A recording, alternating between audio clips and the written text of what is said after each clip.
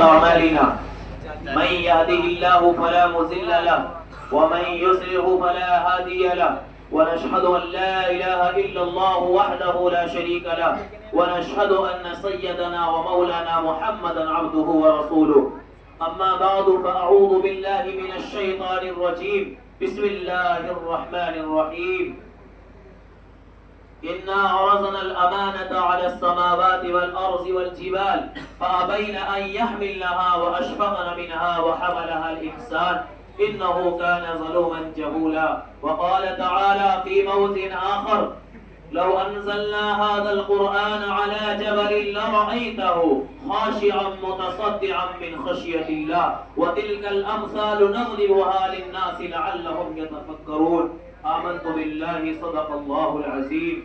وہ معزز تھے زمانے میں مسلمان ہو کر، وہ معزز تھے زمانے میں مسلمان ہو کر، اور ہم خار ہوئے تاریخ قرآن ہو کر. میرے محترم بزرگوں اور عزیز دوستوں اور مہمانان اعظام اور پیارے بچوں، آج کی اس وقت میں یہ مجلس اللہ کے کلام کی تکمیل کے بعد والی مجلس ہے، اور اس مجلس پر اللہ کے بھیجے ہوئے فرشتے رحمت نازل فرما رہے ہیں، اس لیے کہ آج یہاں پر اللہ کے کلام کی تکمیل کی گئی ہے، اللہ کا قرآن مکمل کیا گیا ہے.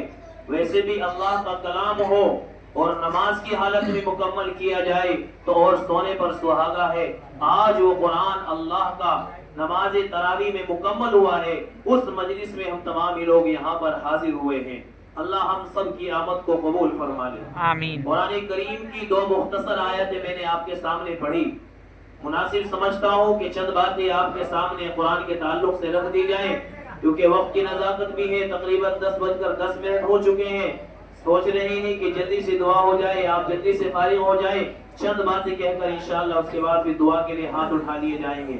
قرآن کریم کی دو مختصر آیتیں میں نے آپ کے سامنے پڑھی. ان دونوں آیتوں میں اللہ نے اپنے کلام کی فضیلت کو بیان کیا ہے.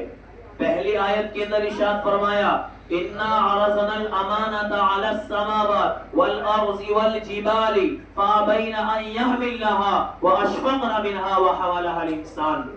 یعنی اللہ تبارک و تعالی اپنے اس کلام کے احترام میں، اپنے اس کلام کی فضیلت میں یہ ارشاد فرما رہا ہے، اپنے بندوں کو یہ پیغام دے رہا ہے کہ جب میں اپنے اس کلام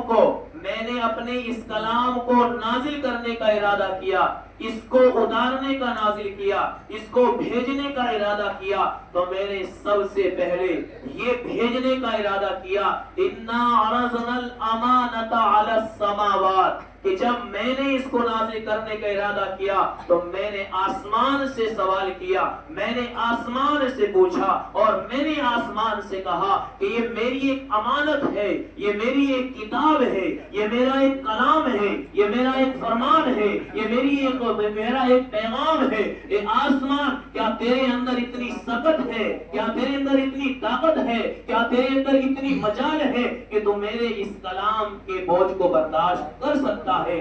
تو قرآن نے اس بات کی گواہی پیش کر دی اِنَّا عَرَضْنَا الْأَمَانَةَ عَلَى السَّمَاوَاتِ، آسمان سے پوچھا، وَالْأَرْضِ، زمین سے پوچھا.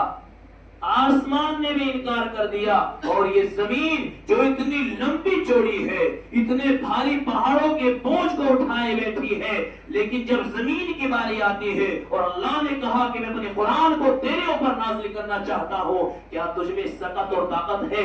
تو زمین نے بھی اس کو لینے سے انکار کر دیا.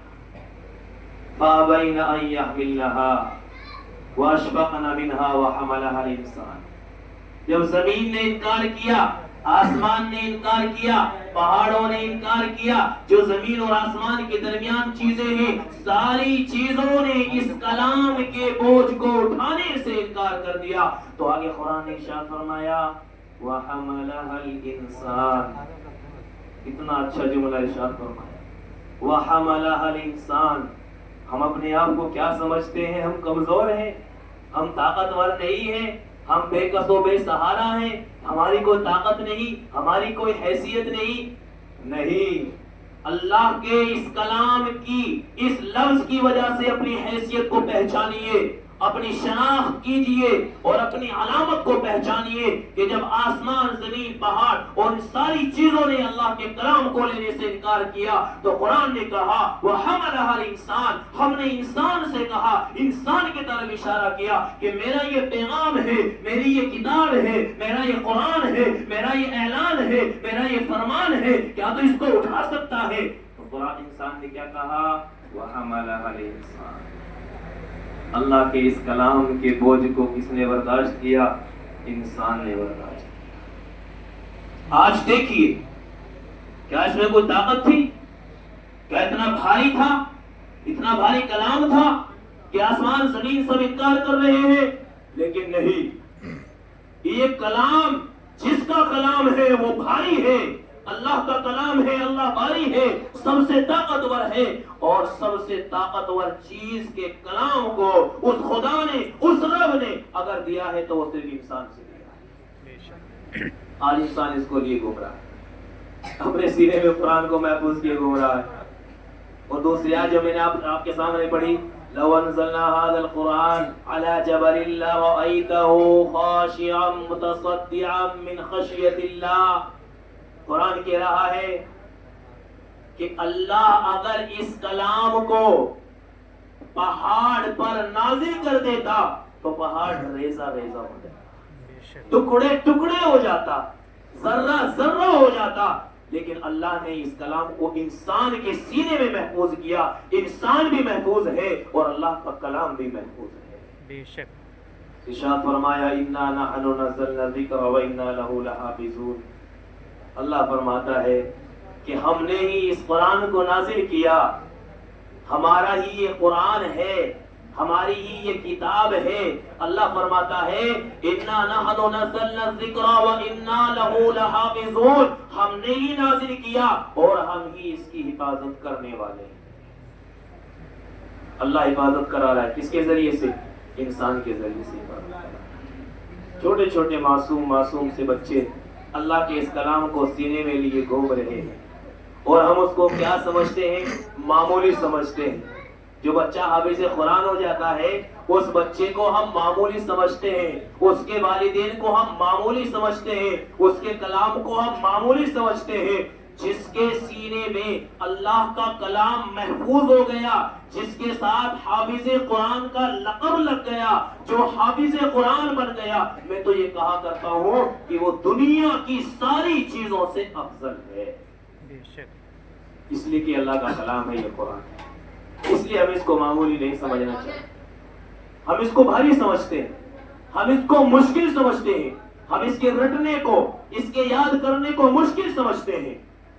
میں نے کل بھی ایک واقعہ بیان کیا تھا قرآن کے تعلق سے، غالباً امام احمد امام محمد رحمۃ اللہ علیہ کا واقعہ ہے۔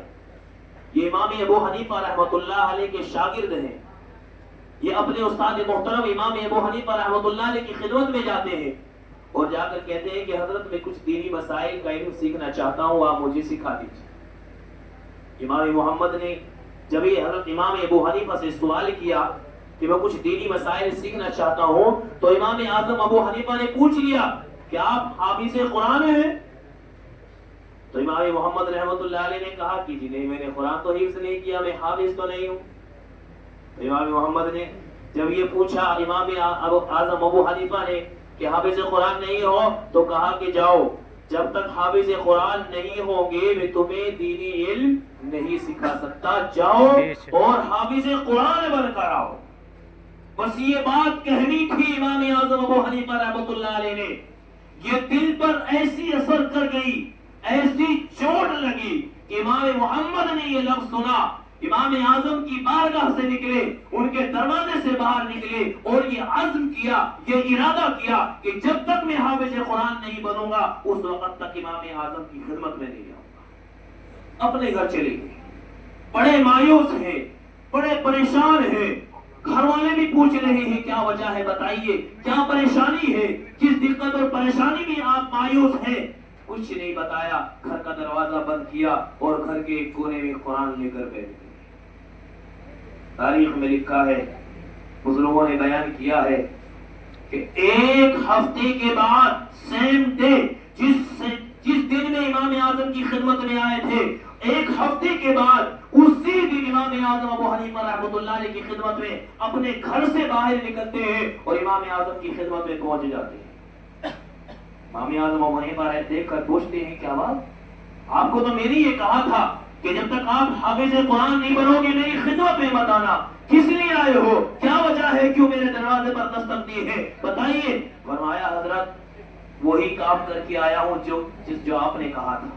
پوچھا کیا کر کے آئے ہو؟ کہ آپ نے یہ کہا تھا کہ جب تک حافظ قرآن نہیں بنو گے میرے دروازے پر دستک نہیں دینا، مت آنا۔ لیکن استاد محترم سن لیجئے، اللہ کے فضل سے اس پورے ہفتے کے اندر میں قرآن کریم کو مکمل یاد کر کے آپ کی خدمت میں آیا۔ ماشاءاللہ، یہ اللہ کا کلام ہے، اتنا آسان کلام ہے، ہم اس کو مشکل سمجھ رہے ہیں، اپنے بچوں کو پڑھانے سے اس کو دور کر رہے ہیں۔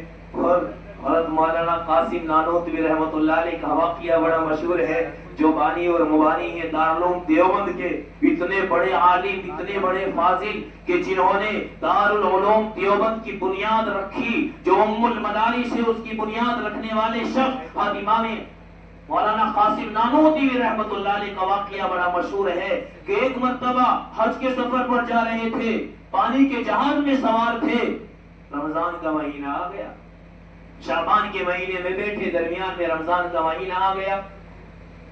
اب پہلی تراویح ہو رہی تھی، پوری کشتی میں کوئی بھی حافظ قرآن نہیں تھا، سب عالم تھے بڑے بڑے جبے قبے والے، لیکن کسی نے قرآن حفظ نہیں کیا تھا۔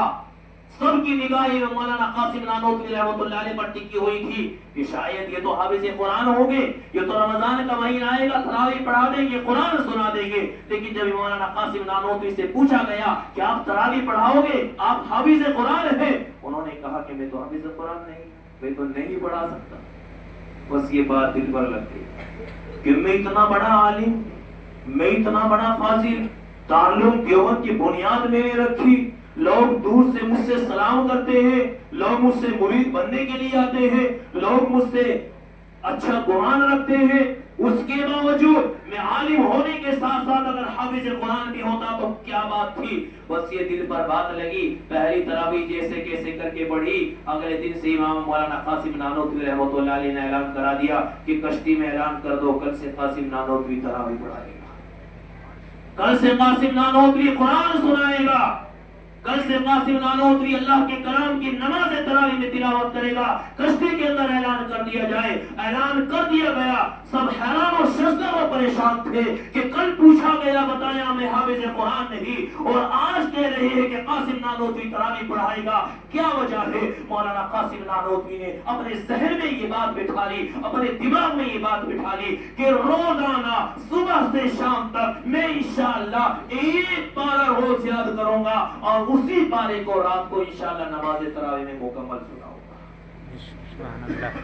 28 رمضان گزرے، 28 روزے اس کشتی کے اندر رکھے، 28 تراویح ہوئی، مولانا قاسم نانوتوی نے روزانہ ایک پارہ یاد کر کے نماز تراویح میں قرآن سنایا۔ ادھر حافظ بھی بن گئے، ادھر قرآن بھی ہو گیا، ادھر رمضان بھی مکمل ہو گیا۔ کون کہتا ہے کہ قرآن کا سیکھنا بڑا مشکل ہے؟ بڑا آسان ہے، سمجھنا مشکل ہے، اس کے قریب تک جانا مشکل ہے۔ جب ہم قرآن کے قریب چلے جائیں گے